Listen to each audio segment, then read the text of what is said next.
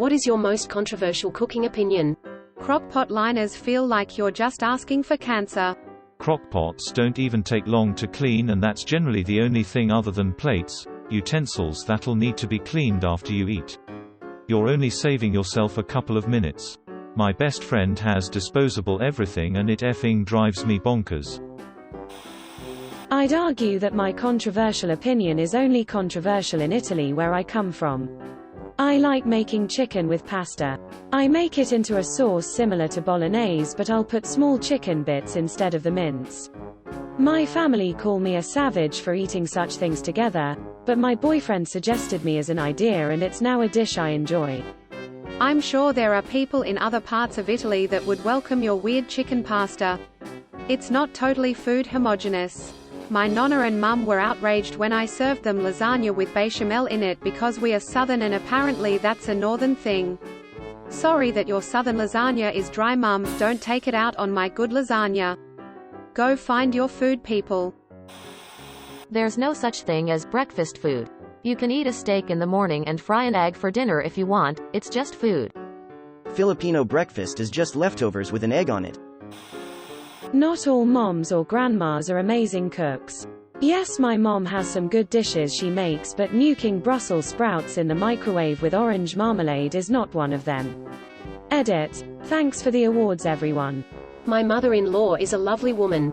Terrible cook. I'm glad she's in Manhattan because it's a good excuse to go out ordering when we visit. Grimace. Mile-high burgers and hot dogs with so many toppings you can no longer taste the meat are awful, and a pain in the ass to eat. I generally eat burgers and hot dogs because I like the flavor of the meat. I realize meat is a questionable term when it comes to hot dogs, and would like to actually taste them. You can dislike a food simply for its texture, nothing to do with its taste. I don't mind the taste of baked beans, but I hate how slimy they are, and don't even get me started on when they're cold. I had COVID a few months ago. I've only regained about half of my taste and smell. Texture matters way more than it used to. How to say pecan? I swear my family has gone to war over which way to pronounce it. I cook better than my wife. Trust me, it's very controversial. Not controversial. I cook better than your wife too.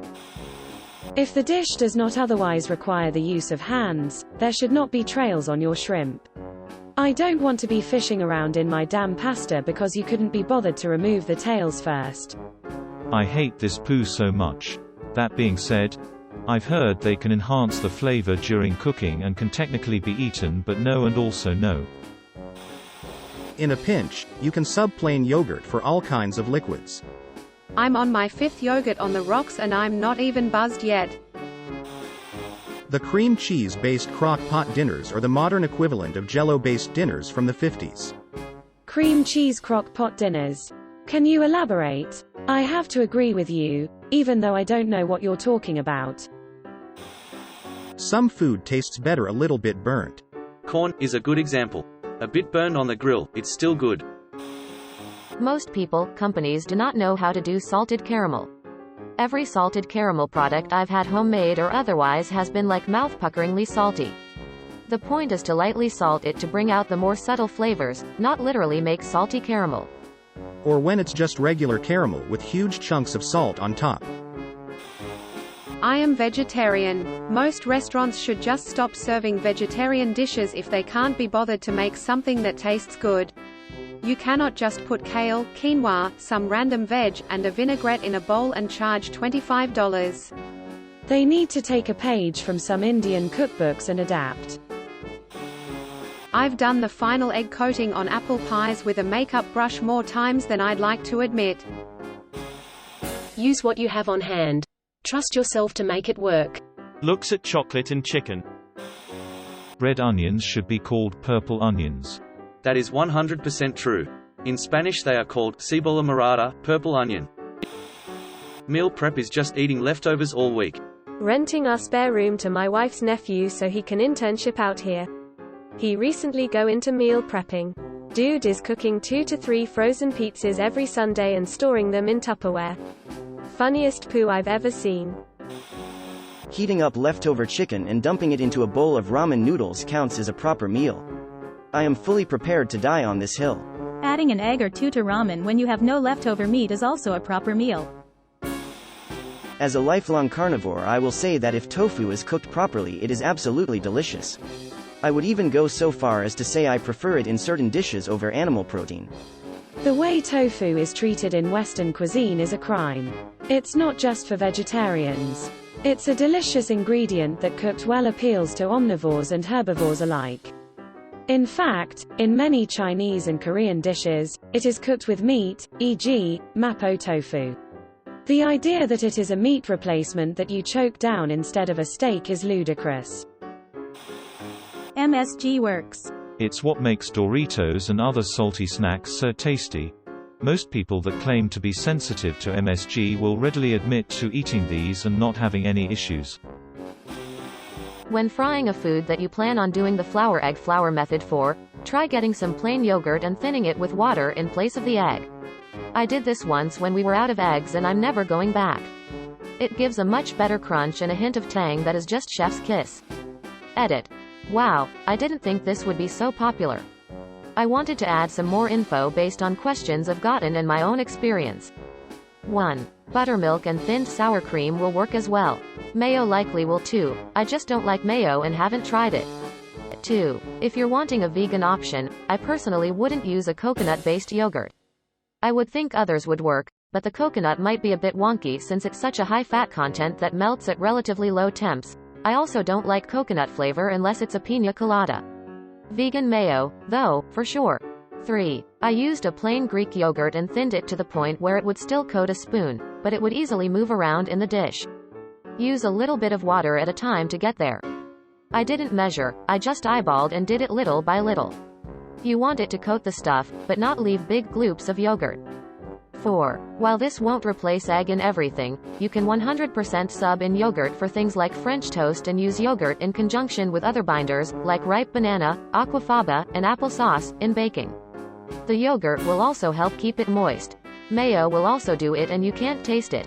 5. If you want super creamy mashed potato, yogurt or mayo are the way to go. Just put a big dollop in there when mashing and your family will thank you. 6. If you want your fried things to crunch, add some cornstarch or other starch of choice to your final coating product. Again, I don't have a ratio, I just put some flour on a plate, use a spoon of starch, and mix. Baking has to be precise. Cooking is much more forgiving, so just wing it and see.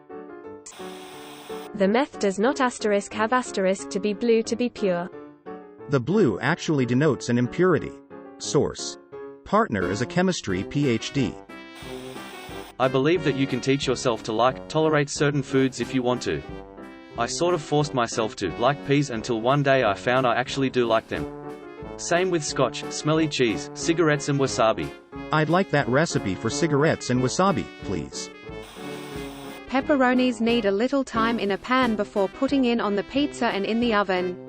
Optimize crispiness. Edit broke college student here, so no I don't have a pizza oven, this is why I pre-crisp my peps.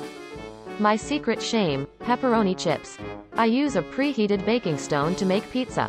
One time a pepperoni fell off onto the stone. It was fried to a crisp. And it tasted amazing. Now my pizza is ringed with pepperoni directly on the hot pizza stone for those yummy pepperoni chips. This is a safe space, but I'll be honest, some of these are really hard to upvote. This is what I asked for, but I am suffering with my newfound knowledge of how you heathens cook. I love that this is currently the top comment and that it was written only about 15 minutes after you asked the question. Presentation barely matters to me. I've had many delicious scoops of slop. Edit, I love that this is blowing up. I didn't even have to specify what kind of slop, everybody has their examples that apply. There's definitely something to be said for a big bowl of stuff mixed together so that every bite is perfect. Avocado doesn't need to be in everything. Neither does bacon or sriracha. My boyfriend would die if he heard me say that about sriracha. My personal pet peeve is avocado on hot dishes. Hot avocado is gross as hell. As an adult, you should clean as you cook. I just said to my husband the other day that the single most important thing I learned in culinary school was to clean as you go. I hear so many people say they hate cooking because of the cleanup after. So clean as you cook. That way when it's done you're 90% done with cleanup. Recipes are only opinions. Feel free to mix things up as you see fit. People in my household go berserk when I suggest this. I usually follow the recipe the first time I cook something, especially if I haven't even tried it before. Then I go at it free-form from there. You don't have to serve spaghetti with the sauce in a dollop on top. It's okay to mix the sauce into the spaghetti and then serve it. Especially if everyone is eating the exact same thing.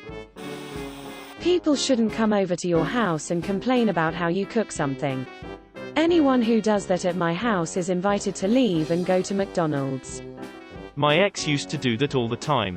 Not enough salt, this is definitely better, worse than the last time you cooked this, make my eggs runnier than this, etc. In 16 years he cooked maybe 6 times. Unamused. Another example, I was making vegetables once and someone complained that they weren't boiled. Vegetables shouldn't be mush. As an Italian, I get a lot of hate for this, but it's okay to break the spaghetti, especially if you're cooking it for kids who need to take smaller bites, that way they don't have to eat so much at one time. I'm broke and got a small pot. If it don't break, it don't fit. Pasta with butter and salt is a valid meal. Edit by the amount of comments telling me to add stuff to it. I stand by this comment being controversial. Don't oil your pasta when it's in water. It adds a layer that stops your sauce from sticking to your pasta. When I add salt to my pasta when it's in the water, I add a ton of salt. Add like a fistful of salt for like 250 grams of dry pasta. It tastes much better. Oil is an old thing people refuse to let go of. Pasta water is supposed to be as salty as the ocean, and also dear God don't rinse it off afterwards. Mixing peanut butter in your butter when baking chicken adds incredible savory and sweet notes. The flavor gained from adding avocado to sandwiches isn't worth how slippery it makes them. Thank you for watching. We upload new videos every day, so be sure to come back for more fun. Please consider liking and subscribing if you enjoyed the video.